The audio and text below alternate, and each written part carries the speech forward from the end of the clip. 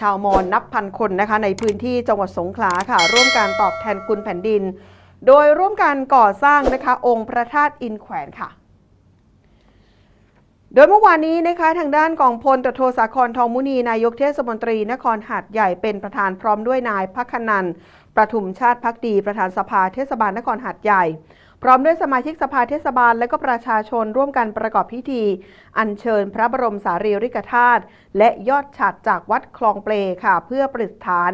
ณองค์พระธาตุอินแขวนวัดภูเขาหลงในตำบลทุ่งหวังอำเภอเมืองจังหวัดสงขลาค่ะพร้อมด้วยชาวมอญนับพันคนที่อาศัยอยู่ในจังหวัดสงขลาค่ะได้ร่วมกันอัญเชิญพระบรมสารีริกธาตุและยอดฉัตรโดยมีพระอาจารย์เรวัตธิระสัทโธหรือว่าท่านเวาะหรือโต๊ะกือปะเจ้าอาวาสวัดเทพนิมิตรในตำบลบ้านกลางอำเภอปะทะเระจังหวัดปัตตานีซึ่งเป็นพระเกจิชื่อดังสายวิปัสสนาร่วมกันอัญเชิญพระบรมสารีริกธาตุและยอดฉัตรพร้อมด้วยช้างอีกจำนวน9เชือกนะคะขึ้นไปยังบริเวณของวัดภูเขาหลงในตำบลทุ่งหวังอำเภอเมืองจังหวัดสงขลา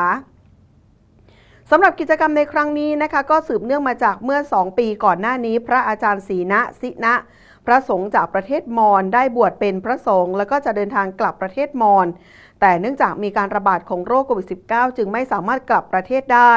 จึงได้ไปจำวัดที่วัดภูเขาหลงในตำบลทุ่งหวังอำเภอเมืองจังหวัดสงขลาชั่วคราวระหว่างที่จำวัดนะคะก็ได้เกิดแนวความคิดที่อยากจะตอบแทนบุญคุณแผ่นดินประเทศไทยที่ได้ให้พระนฤนัยและก็ชาวมอญได้อยู่อาศัยในประเทศจากนั้นจึงได้มีการระดมเงินร่วมกันทำนุบำรุงวัดภูเขาหลงและสร้างองค์พระธาตุอินแขวนหรือว่าเจดีย์ใจทิโยเพื่อเป็นจุดศูนย์รวมของชาวพุทธทั่วโลกซึ่งพระธาตุอินแขวนเดิมทีตั้งอยู่ในเมืองใจโถรัฐมอญบนยอดเขาพวงลวงซึ่งมีระดับความสูงกว่า 3,600 ฟุตจากระดับน้ำทะเลส่วนคนไทยเองนะคะก็จะเรียกพระธาตุองค์นี้ว่าพระธาตุอินแขวนส่วนคนพม่าและคนมอญจะเรียกเจดีย์องค์นี้ว่าใจทิโยซึ่งเป็นภาษามอญหมายถึงเจดีย์เหมือนศีรษะฤาษีหรือเจดีย์หัวฤาษีนั่นเองซึ่งจากนั้นพระอาจารย์เรวัตธิระสัทโธหรือว่าท่านเวาะนะคะก็ได้พร้อมด้วยพระอาจารย์ศรีณสินะและก็ชาวมอญนับพันคนค่ะจึงได้ร่วมกันเชิญพระบรมสารีริกธาตุและก็ยอดฉัตรสู่วัดภูเขาหลงซึ่งระหว่างทางนะคะที่ชาวบ้านทราบข่าวก็ได้มีการอัญเชิญพระบรมสารีริกธาตุและก็ยอดฉัตรต่างมารอรับขบวนตลอด2 ข้างทางเป็นจำนวนมากนอกจากนี้นะคะก็ยังได้ร่วมกันขอพรจากพระอาจารย์เรวัตที่พี่น้องมุสลิมในพื้นที่จังหวัดปัตตานีและก็จังหวัดนราธิวาสให้ความเคารพนับถือซึ่งเป็นพระสงฆ์สายนักพัฒนาและก็ประพฤติปฏิบัติสายธรรมวิปัสสนาอย่างท่องแท้อีกทั้งก็ยังพูดภาษามลายูได้อย่างคล่องแคล่วและเข้าใจสภาพปัญหาที่เกิดขึ้นในพื้นที่3 จังหวัดชายแดนภาคใต้จึงได้มอบความรักความเมตตานะคะแล้วก็ให้การช่วยเหลือพี่น้องมุสลิมด้วยใจบริสุทธิ์ทำให้ปัจจุบันนะคะท่านมีลูกศิษย์เป็นชาวมุสลิมเป็นจำนวนมาก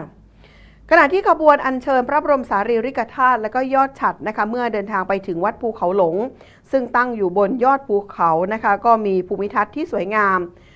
ด้านบนนะคะก็มีต้นไม้นานาชนิดและก็สามารถมองเห็นวิวทิวทัศน์ที่สวยงามรวมถึงยังสามารถมองเห็นวิวของทะเลสาบสงขลา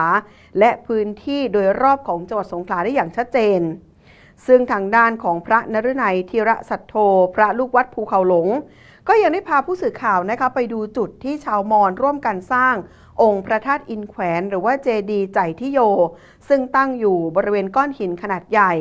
ซึ่งตัวองค์พระธาตุอินแขวนจะมีสีทองและก็มีช่องใส่พระบรมสารีริกธาตุและยังเป็นจุดเช็คอินแห่งใหม่นะคะของประชาชนในพื้นที่คนสงขลาด้วยด้านพระนฤนัยธิระสัทโธพระลูกวัดนะคะเปิดเผยว่าสาเหตุที่ชาวมอญเนี่ยมาร่วมสร้างกันนั้นเนื่องจากว่า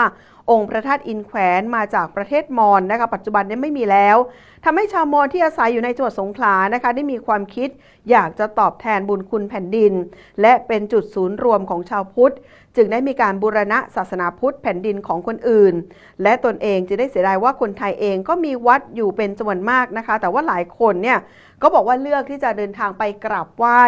วัดต่างๆในต่างประเทศอย่างเช่นแถบประเทศอินเดียทั้งที่วัดในประเทศไทยเองนะคะก็ยังคงมีวัดอยู่เป็นส่วนมากแต่ในขณะเดียวกันนะคะก็บอกคนมอญเองเนี่ยกลับมาร่วมกันทำนุบำรุงนะคะพระพุทธศาสนาในประเทศไทย